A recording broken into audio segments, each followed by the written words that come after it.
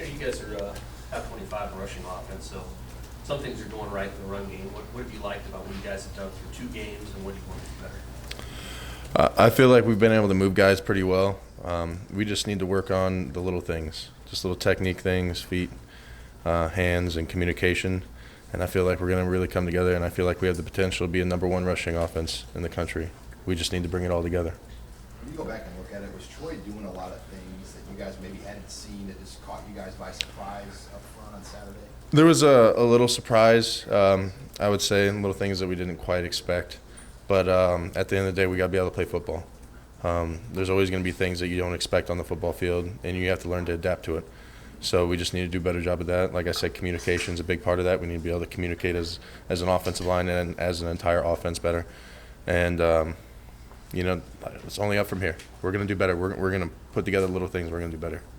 Henry, the Big Ten season starts this week. Is this kind of an opportunity to regroup as a team? Yeah, I think this is a big opportunity for us.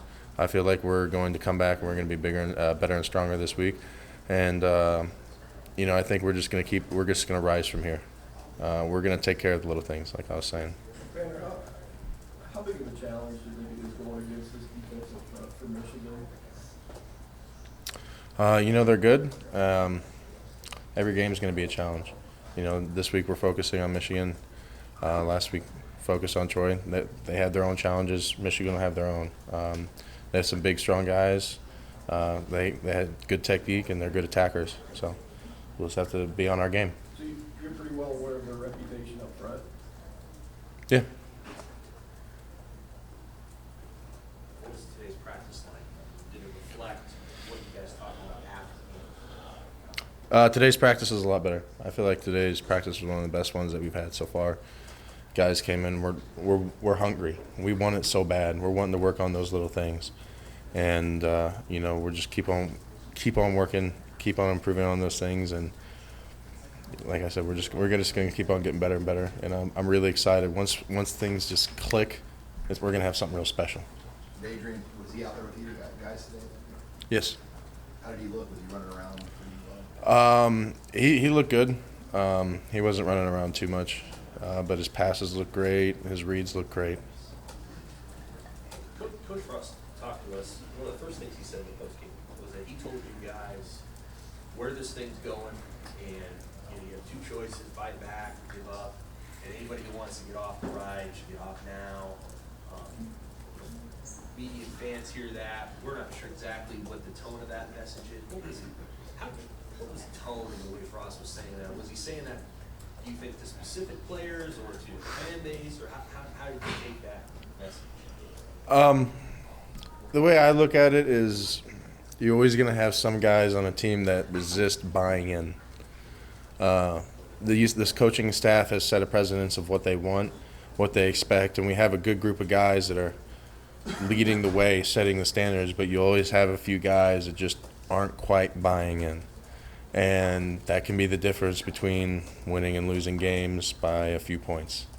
It can be the difference between winning by 30 points or losing by 20 points. You'd be surprised how big of a difference a few guys not buying in can take on a team.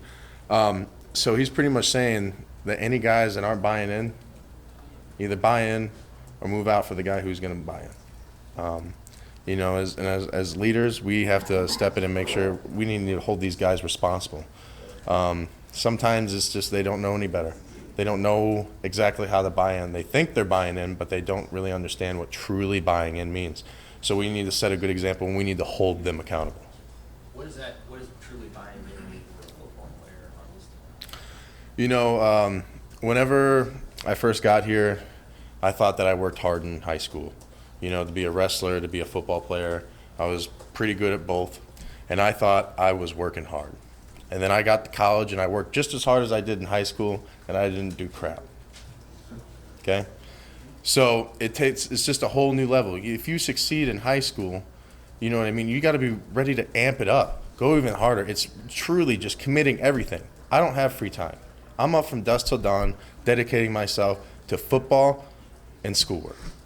Make sure I'm passing my classes, and I want to do everything I can. You're doing extra stuff. If you want to go to yoga, watch more film. That's what it takes. You don't really get a social life during football season. Either leave it or take it. That's all I got to say. So. Do you feel like the guys understood the message the way Frost delivered it? Do you feel like majority of the players understand this now after losing Detroit?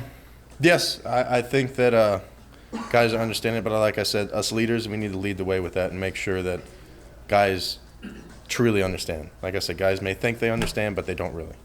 It's you don't really know until you live a lot of things. No matter how often you're told by your coaches or your parents, sometimes you just need to learn it to truly understand it.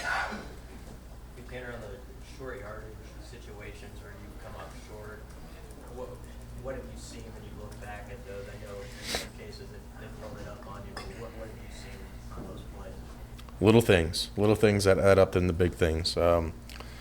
Lack of communication. Communication may break down in one play, so that may mess up that play. Or maybe a technique's a little bit off, so the block's not as good on another play.